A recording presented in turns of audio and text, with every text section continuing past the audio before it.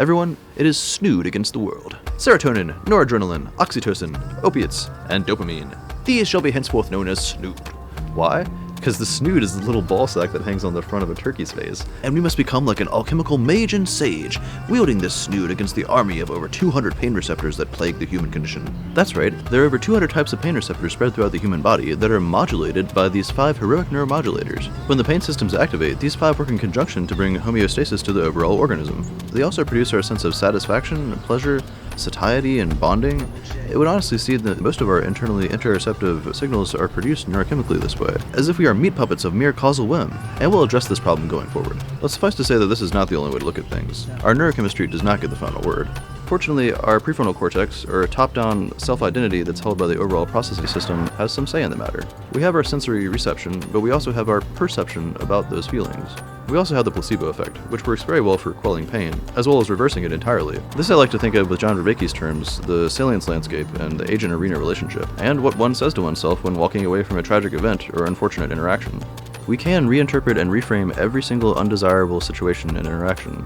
And if you'd like to learn how, come down to my channel and subscribe! Or at least check out the playlist named Psychology and Neuroscience. Anyways, there's a saying that goes like, it's better to be a warrior in a garden than to be a gardener in a war. And there's another saying that says something like, it's insane to feel sane in an insane world. This is something that we must admit to ourselves, that no matter what narrative we tell ourselves about our place in the world, we are ultimately playing this game with others. We are ultimately participating in a shared distributed cognition, and a shared personality of sorts.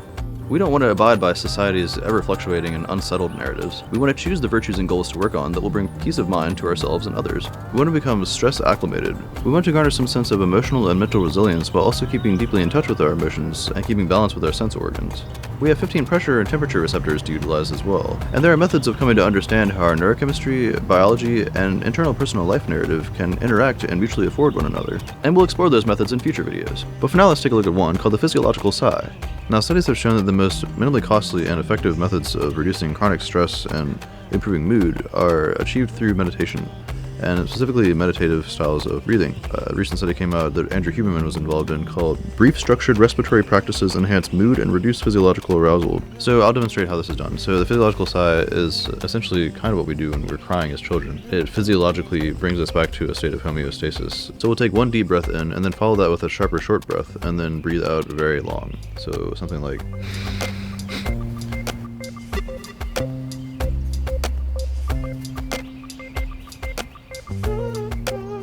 And of course we want to remember to do belly breathing, so try to inhale from your diaphragm. Anyways, that's all for now. Appreciate you watching. Feel free to subscribe to the YouTube channel for more content like this. See you in the next one.